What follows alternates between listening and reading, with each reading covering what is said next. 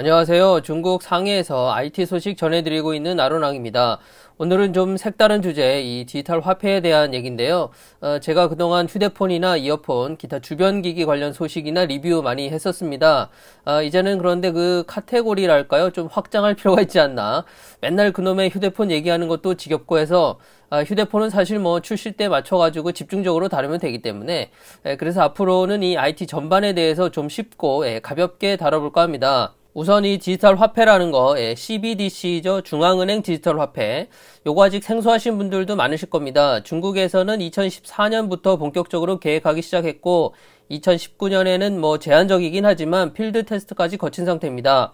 또 올해는 제가 있는 상해에서도 이거 적극적으로 시범 운영하겠다 이렇게 발표가 나왔고, 사실 1월 초에 이미 이 상해에 있는 루자주이라고 요 부자 동네에 있거든요. 그쪽에 있는 쇼핑몰에서 제한적으로 이 디지털 위안화를 테스트했습니다. 찌아통 따쉐라고 우리나라로 치면 또 연고대급 대학이 있는데요. 거기 대학 부속병원 식당에서 요 카드 형식으로 결제하는 것도 이미 시범 운영에 들어갔습니다. 중국 정부에서는 2022년 2월에 열리는 베이징 동계올림픽에 맞춰서 전면 도입하겠다 이렇게 밝힌 상태고요.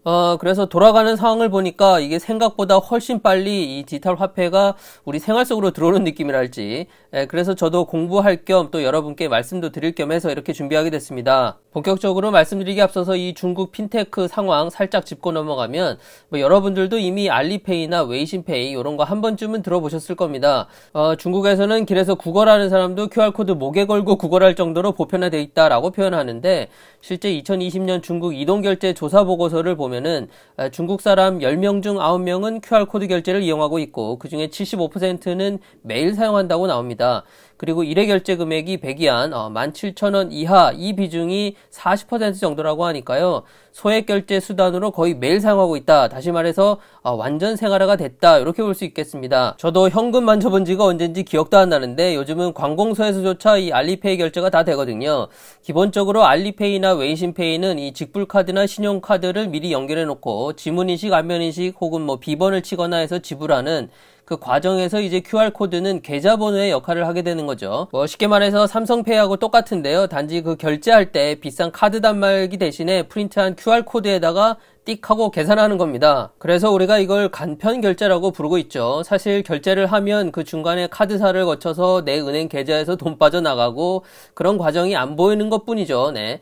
그런데 이 디지털 화폐는 그 눈에 보이지 않았던 그 중간에 끼어있던 뭐 카드사나 은행 계좌에서 돈이 왔다 갔다 하는 그런 게 전부 필요 없는 과정이 되는 겁니다. 지금 사용하는 종이 화폐의 이 종이가 디지털화 되는 게 바로 디지털 화폐인 거니까, 그래서 간편 결제를 위한 앱들은 더 이상 필요가 없게 되는 거죠. 뭐 웨이신페이니 알리페이니 뭐 삼성페이니 이런 거 안 써도 됩니다.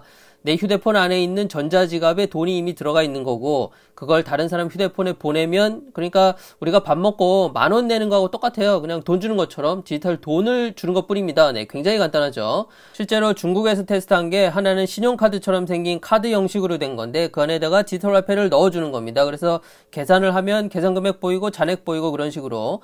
또 하나는 휴대폰에다가 전용 앱을 설치해서 거기에 넣어주는 겁니다, 돈을. 뭐 휴대폰 전자지갑 안에 넣어주는 거랑 똑같은 건데, 그래서 결제할 때 휴대폰끼리 그냥 가까이 가져가면 바로 결제가 되는 그런 방식을 테스트했어요. 물론 중국에서는 알리페이가 워낙에 보편화되어 있으니까요. 초기에 이제 디지털 화폐를 유통시키는 어떤 유통망으로서 이 간편 결제 시스템 안에서도 디지털 화폐를 사용할 수 있도록 하겠죠.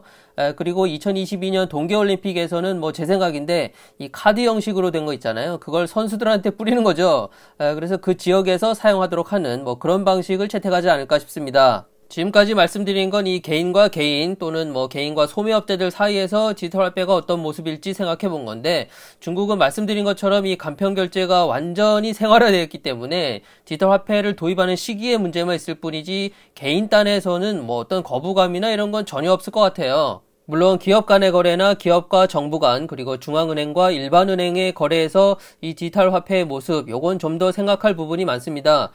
그런데 뭐 저는 개인적으로 요 환전 문제, 지금은 은행에서 제가 해당 외환을 사는 거잖아요. 은행에다 수수료 많이 내고.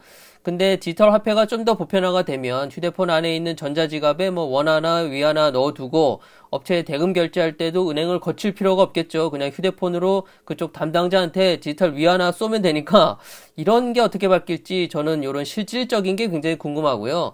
근데 유튜브에서 디지털 화폐나 CBDC 검색을 하면 무슨 교수들만 잔뜩 나와가지고 뜬구름 잡는 얘기 아니면은 뭐 너무 큰 카테고리에서의 얘기만 하기 때문에 뭐 마치 세상이 뒤집어지고 뭐 돈 벌 기회가 왔고 난리가 났고 이미 뭐 한편으로는 이해가 되면서도 실제 우리 생활이 어떻게 변화되는지 뭐 그런 얘기는 거의 없는 것 같아요 또. 그래서 목마른 놈이 우물 판다고 제가 직접 알아보기 시작한 거죠. 예. 자, 오늘은 이 디지털 화폐에 대한 어떤 맛배기랄까요? 예, CBDC 관련해서는 할 얘기가 정말 너무 많기 때문에 오늘은 여기까지 하고요.